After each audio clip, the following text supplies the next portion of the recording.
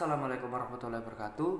Perkenalkan, kami dari kelompok 3 dari kelas akuntansi 2D Syariah ingin mempresentasikan mengenai mata kuliah statistika, yaitu dengan materi tendensi sentral. Baiklah, sebelum kita masuk ke materi, alangkah baiknya kami dari kelompok 3 memperkenalkan diri kami terlebih dahulu. Perkenalkan, nama saya Ridho Aprilan Saputra, NIM 225221130. Perkenalkan, nama saya Anissa Dila Nur Fitrianti dengan NIM 225221152. Perkenalkan, nama saya Aiska Syahrani Firnanda dengan NIM 225221124. Perkenalkan, saya Junia Anastasia Lestari dengan NIM 225221160.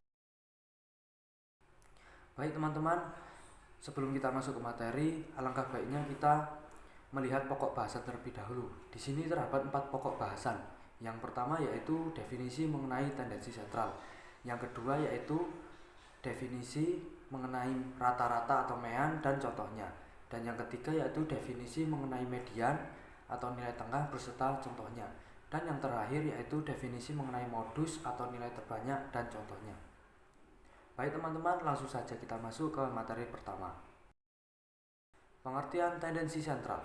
Tendensi sentral adalah nilai yang menunjukkan nilai titik tengah dari suatu dataset untuk mengetahui di mana posisi banyak nilai data berkumpul dalam suatu himpunan, atau distribusi. Tendensi sentral merupakan nilai yang berada pada sekumpulan data yang mewakili rangkaian data tersebut, seperti untuk mengetahui sampel dan populasi dengan menampilkan bentuk diagram maupun tabel, di mana kedua bentuk tersebut mampu mewakili sampel dan juga populasi.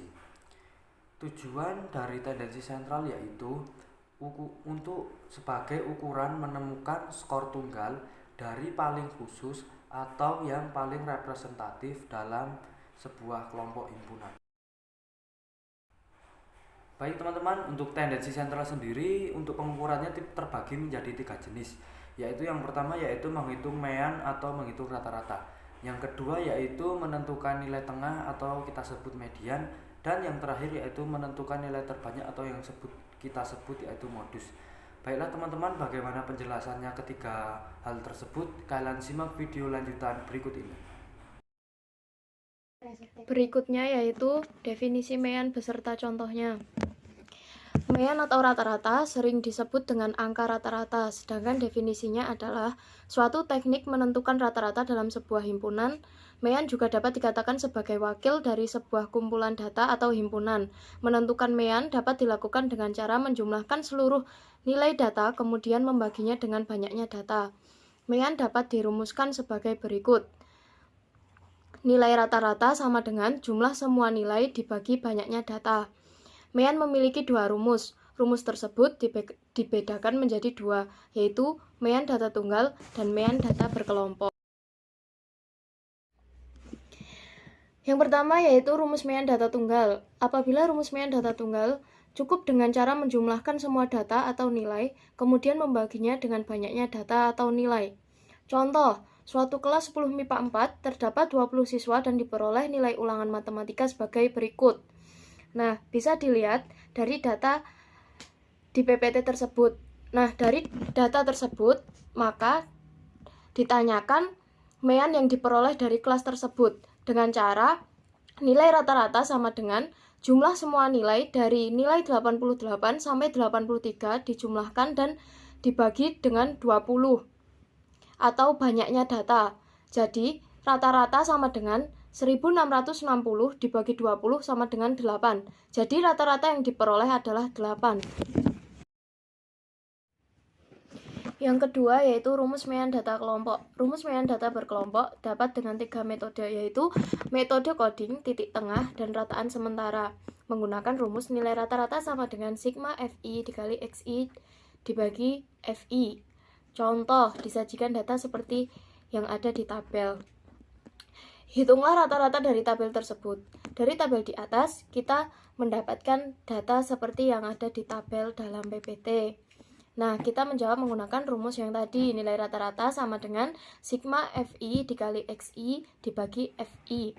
Nah, di sini yang dimasukkan yaitu jumlah FI kali XI-nya 3.265 dibagi jumlah siswa atau FI yaitu 50. Jadi rata-ratanya adalah 65,3.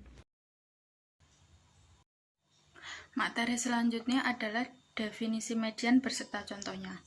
Median adalah suatu teknik dalam menentukan nilai tengah sebuah dataset dengan cara mengurutkan dataset terlebih dahulu dari data yang terkecil sampai data yang terbesar, ataupun dilakukan secara sebaliknya dalam sebuah dataset memiliki median tunggal atau nilainya hanya satu. Median nilai tengah adalah nilai yang membatasi 50% frekuensi distribusi teratas dengan 50 frekuensi distribusi terendah atau rata-rata dari rangkaian data yang teratur atau sebagai ukuran tempat karena median membagi distribusi menjadi dua bagian yang sama. Median dibagi menjadi dua jenis, yaitu median data tunggal dan median data kelompok. Selanjutnya adalah A. Median data tunggal. Jika banyak data ganjil, median di rata-rata setelah data diurutkan berdasarkan nilainya, atau data paling tengah jika disusun menurut nilainya, dan apabila banyaknya data genap, maka diambil dua data yang posisinya paling tengah, kemudian dijumlahkan keduanya lalu dibagi dua.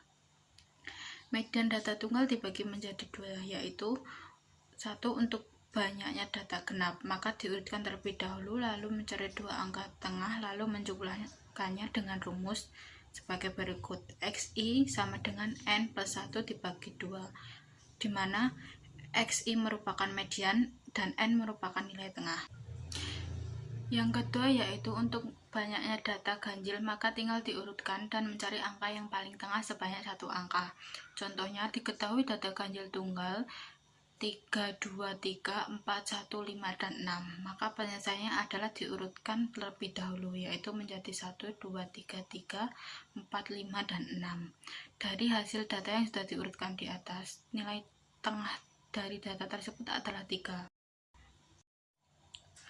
Berikutnya adalah B. Median data kelompok. Median data kelompok adalah jenis data median yang disajikan dalam tabel berbentuk frekuensi dan telah dikelompokkan dalam interval secara matematis yang mana memiliki jarak antara dari data satu ke data yang lain. Median data kelompok dibagi menjadi dua. Yang pertama yaitu untuk banyaknya data ganjil, maka menggunakan rumus XI sama dengan N plus 1 dibagi 2, di mana XI sama dengan median, N merupakan jumlah frekuensi. Yang kedua adalah untuk banyaknya data genap, maka menggunakan rumus XI sama dengan data ke N per 2 ditambah data setelahnya dalam kurung N per 2 tambah 1 dibagi 2. Berikut ini merupakan contoh soal median data kelompok untuk banyaknya data genap. Pada tabel di atas disebutkan bahwa nilai 4 dengan frekuensi 4, nilai 5 dengan frekuensi 6, nilai 6 dengan frekuensi 6, nilai 7 dengan frekuensi 8, nilai 8 dengan frekuensi 7, dan nilai 9 dengan frekuensi 1. Diketahui data nilai di atas, maka median dari data tersebut adalah total frekuensinya adalah 4 ditambah 6 ditambah 6 ditambah 8 ditambah 7 dan ditambah 1, maka sama dengan 32. XI sama dengan 32 dibagi 2 ditambah data setelahnya, yaitu 32 dibagi 2 ditambah 1 dibagi 2. XI sama dengan 16 ditambah 17 dibagi 2. Diperoleh data ke-16 dan ke-17, maka data ke-16 adalah jumlah frekuensi, yaitu 4 ditambah 6 dan ditambah 6 sama dengan 16. Jadi data ke-16 adalah data dengan nilai 6. Sedangkan data ke-17 adalah jumlah frekuensi 4 ditambah 6 ditambah 6 dan ditambah 8 sama dengan 24. Jadi data ke-17 adalah data dengan nilai 7. Maka XI sama dengan 6 ditambah 7 dibagi 2 sama dengan 6,5. Kemudian yang terakhir ada definisi modus beserta contohnya. Modus adalah nilai yang paling banyak muncul dan merupakan data yang memiliki frekuensi paling besar. Modus memiliki lambang MO di dalam statistika yang digunakan untuk menentukan sebuah sampel dari suatu populasi. Modus memiliki dua jenis, yaitu modus data tunggal dan modus data kelompok. Yang pertama, modus data tunggal. Modus data tunggal adalah data yang masih mentah dan acak. Mencari modus data tunggal dengan cara memeriksa atau mencari mana di antara skor yang ada yang memiliki frekuensi paling banyak. Contoh, sekumpulan data 333, 44, 5, 5, 5, 6, 9, maka modusnya adalah 3 dan 5. Yang kedua, modus data kelompok. Modus data kelompok dapat ditentukan dari nilai tengah kelas interval yang memiliki frekuensi terbanyak, tetapi nilai yang dihasilkan adalah nilai yang kasar. Nilai modus memiliki rumus MO sama dengan L D1 per D1 plus D2 dikali I. Dengan keterangan MO adalah modus, I sama dengan tepi bawah kelas modus, D1 selisih frekuensi kelas modus dengan frekuensi kelas sebelumnya, D2 selisih frekuensi kelas modus dengan frekuensi kelas setelahnya. Dan yang terakhir adalah I sama dengan kelas interval atau lebar kelas. Berikut ini adalah contoh soal modus beserta jawabannya.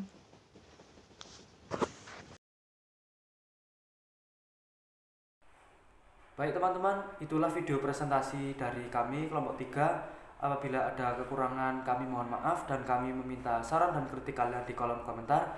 Dan semoga materi yang kami sampaikan dapat bermanfaat untuk kalian semua. Terima kasih. Wassalamualaikum warahmatullahi wabarakatuh.